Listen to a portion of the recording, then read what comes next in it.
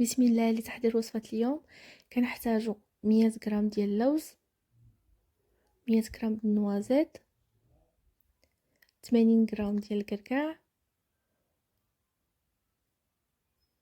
100 غرام د العسل من نوعية جيدة، و20 غرام ديال الكاكاو المر بدون سكر، وزيت الزيتون. في الفيديو غنعرفو شحال غادي نحتاجو. غادي ناخد الاير فراير وغادي نحمر فيها النوازيت.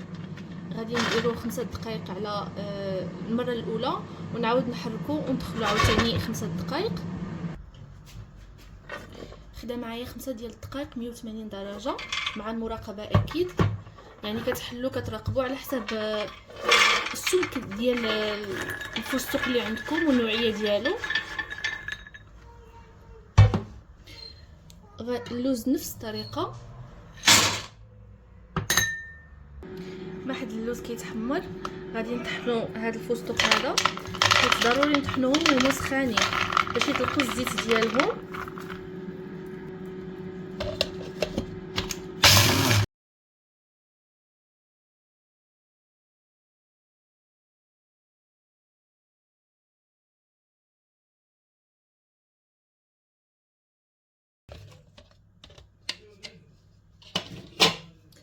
كنحصلوا على هذه النتيجه هذه.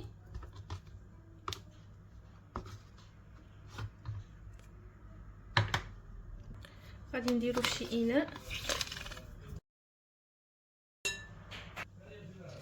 غادي نضيفو اللوز مغمر في الماء.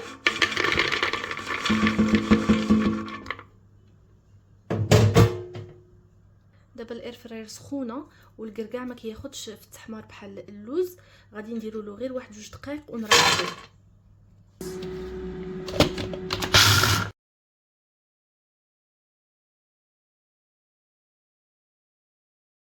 غادي نحل عليه ونهبط الجوانب.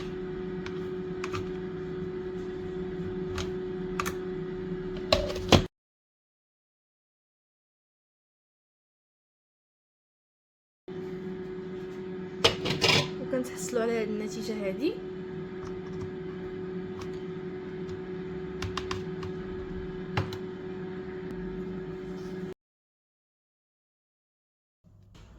الكركاع من بعد 3 ديال الدقائق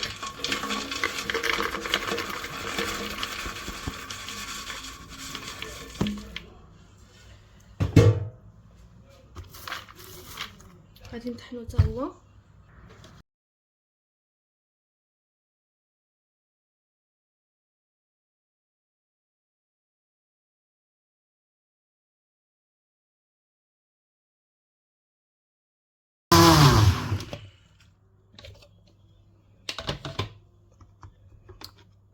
الكركاع دغيا كيتطحن انه هو شويه رطب ماشي بحال اللوز.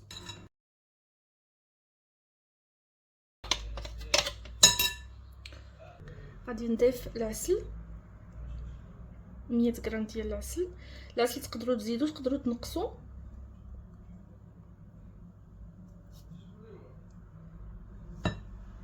غادي نضيف الكاكاو المر، غادي نضيف كميه من زيت الزيتون غير باش يسهل عليا نخلط، ومن بعد غادي نشوف.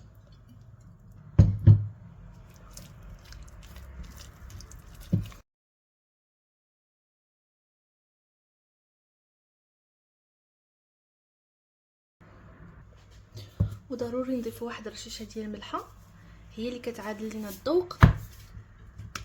وغادي نضيف زيت الزيتون حتى نحصل على القوام اللي بغيت.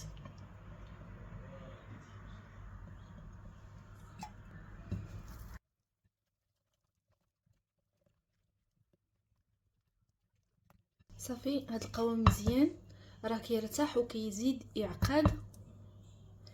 وإلا نشف ليكم كتزيدوا الزيت ماشي مشكل وكتعاودوا تستخدموه. ناخذ شي اناء محكم الاغلاق ونديروا فيه هذا الخليط.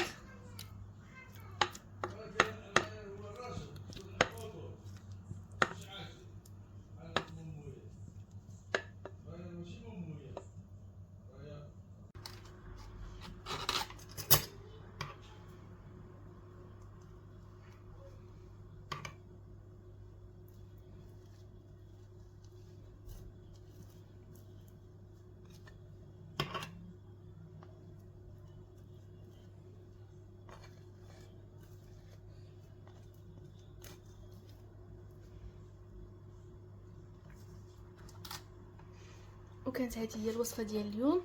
كنتمنى تنال الاعجاب ديالكم وتوجدوها لوليداتكم. صحيه بديل الشوكولاته، بعدا عارفين شنو فيها وتفيدهم. وكنتمنى تخليو لي تعليق ديالكم وتشاركوها مع الاحباب والاصحاب. وإلا كنتم مشتركين جداد ما تبخلوش علينا بلي لايك وبالاشتراك في القناه، اكيد الا عجبتكم.